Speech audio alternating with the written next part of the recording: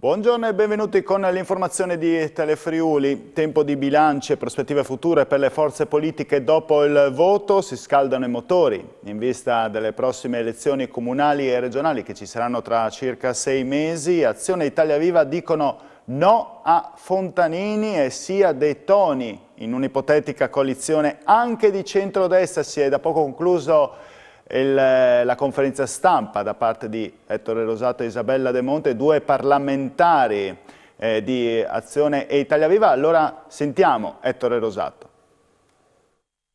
Ma la politica è fatta così, sfrutto la sollecitazione che ha fatto la sua collega giornalista. Nel momento che il centrodestra candida De Toni, noi lo sosteniamo.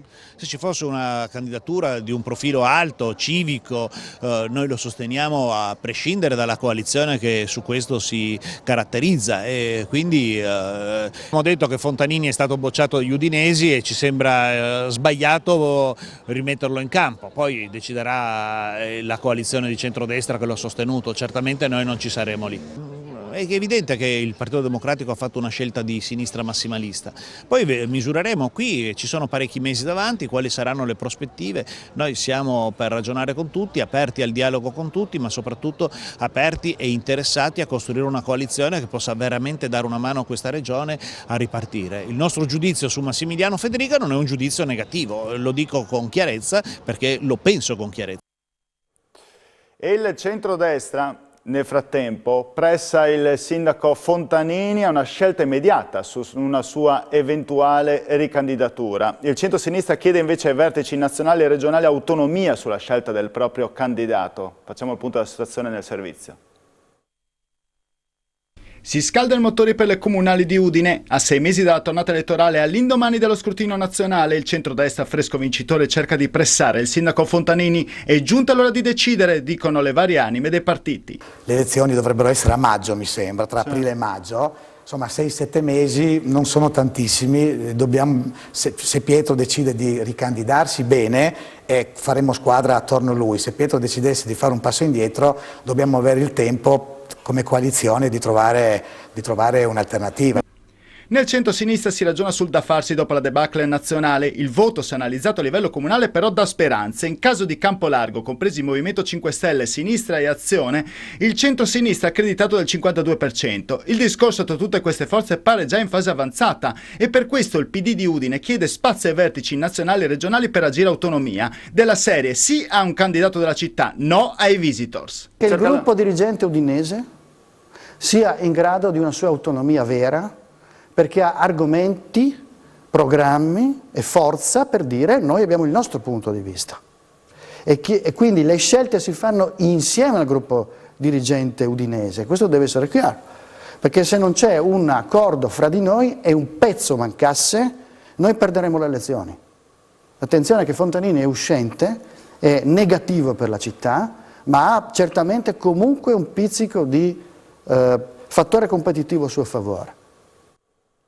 Nel primo semestre del 2022 il numero di assunzioni in Friuli Venezia Giulia nel settore privato è aumentato del 27,4% rispetto allo stesso periodo dell'anno scorso, da 67.500 a 86.000, circa 18.500 unità in più. A renderlo noto il ricercatore dell'IRES Friuli Venezia Giulia Alessandro Russo, che ha rielaborato dati INPS. La crescita ha riguardato tutte le principali tipologie contrattuali, in termini percentuali è stata particolarmente accentuata per i rapporti a tempo indeterminato che sono cresciuti di quasi il 50% rispetto al primo semestre 2021, da 8.600 a 12.700. Trieste più 39%, Udine più 29%, presentano gli incrementi relativi di maggiore entità, seguono Pordenone più 20,8% e Gorizia più 18,9%. Tra gennaio e giugno sono aumentate anche le interruzioni dei rapporti di lavoro da 49.000 a 68.000, quasi il 40% in più. Le dimissioni dei lavoratori sono sempre più diffuse e costituiscono la motivazione di gran lunga principale della conclusione dei rapporti di lavoro a tempo indeterminato. Nel 2014 le dimissioni davano conto di poco meno della metà di tutte le cessazioni a tempo indeterminato. Ed è stata da poco inaugurata Casa Moderna, la fiera dell'abitare. Per noi in collegamento proprio per Casa Moderna c'è Daniele Paroni. A te Daniele. Grazie della linea. Mezz'ora fa c'è stato il taglio del nastro della 69esima edizione della Casa Moderna. Sono con il presidente di Piazza e l'assessore regionale Barbara Zilli. Che sapore ha, presidente, questa fiera?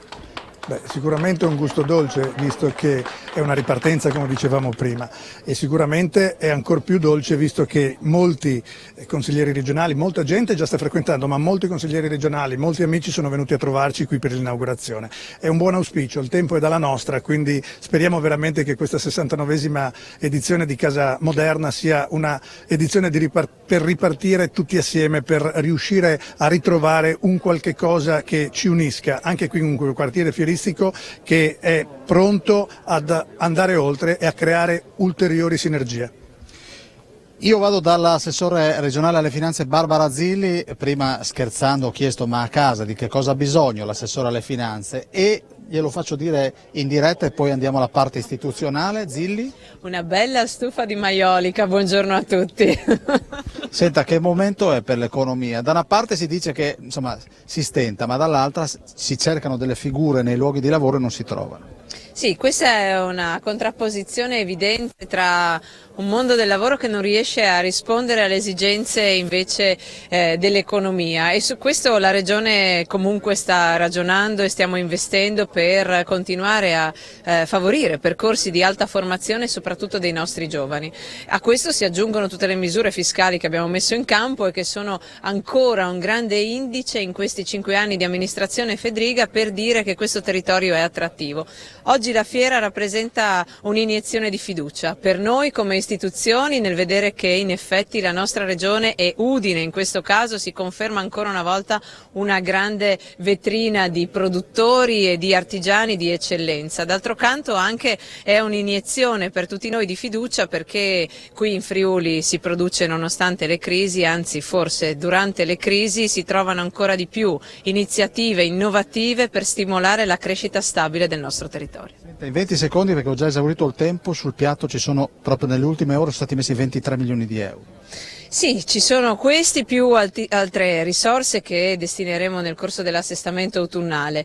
Io credo che le risorse non manchino in un momento storico come questo, ma che serva soprattutto cercare di incanalarle nei settori giusti e quindi far fronte a questo caro energia che è imponente, che impedisce non soltanto alle famiglie ma alle imprese di programmare le proprie attività, è ovviamente un dovere da parte dello Stato, dell'Europa e nel nostro piccolo anche della Regione. Grazie a Barbara Zilli, saluto anche la vicepresidente della fiera Cressati. Dal quartiere fieristico è veramente tutto, a voi la linea.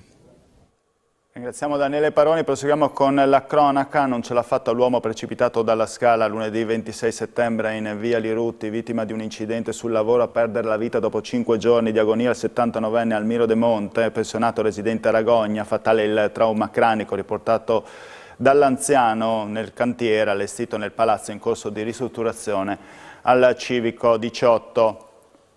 Prima tappa a Udine di Uniti per la Sicurezza, format che promuove la sicurezza stradale nelle principali piazze del Friuli Venezia Giulia. Attenzione alta verso la distrazione, prima causa degli incidenti. Le vittime non sono solo tra i giovani, sentiamo. Comincia dal Terminal Nord il viaggio di Uniti per la Sicurezza, prima tappa all'insegna della sicurezza nei confronti dei giovani. Sì, innanzitutto i giovani sono i nuovi utenti della strada, dobbiamo formarli, non sono gli unici responsabili chiaramente degli infortuni e degli incidenti, anzi ultimamente i dati statistici ci portano che tra i 18 e i 25 anni ci sono meno infrazioni, meno incidenti, si stanno alzando invece gli incidenti alla guida con persone oltre i 30 anni, quindi questo ci deve far riflettere. Uniti per la sicurezza stradale come format ha proprio quello di intercettare qualunque utente della strada, dal bambino di 2 anni, abbiamo un campo scuola bike per bambini, fino al 60enne, 70enne, che è patentato, che può fare i corsi di guida sicura nel piazzale del parco commerciale Terminal Nord. Romiti, la distrazione è la prima causa degli incidenti. È il vero killer silenzioso, quello che ci preoccupa di più e quello che oggettivamente è ciò che attenta di più alla sicurezza stradale. Abbiamo dei piani per cui attenzioniamo queste condotte, le vogliamo estirpare, ma non riusciamo a farlo se non con la collaborazione dei cittadini. Osservare questo tipo di attenzione alla guida è fondamentale.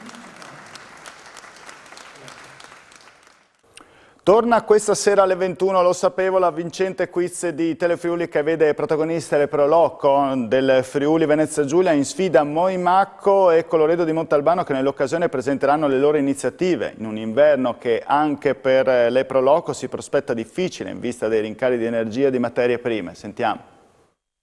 Un quiz che vuole valorizzare le bellezze della regione attraverso le Proloco, sempre più attente a promuovere i loro paesi e le tradizioni locali.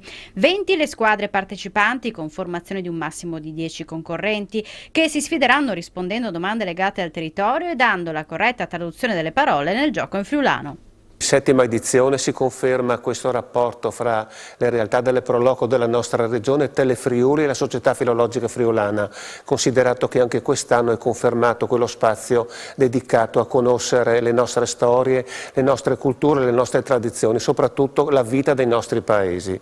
Le Proloco presentano i loro programmi dopo un'estate che è andata molto bene, dopo 2 anni di fermo, possiamo dire, facendo un consuntivo, ormai l'estate alle nostre spalle, che tutti i dati che abbiamo raccolto in questo periodo sono molto positivi come numero di presenze e superiamo i dati addirittura in molte realtà del 2019, questo per diversi motivi.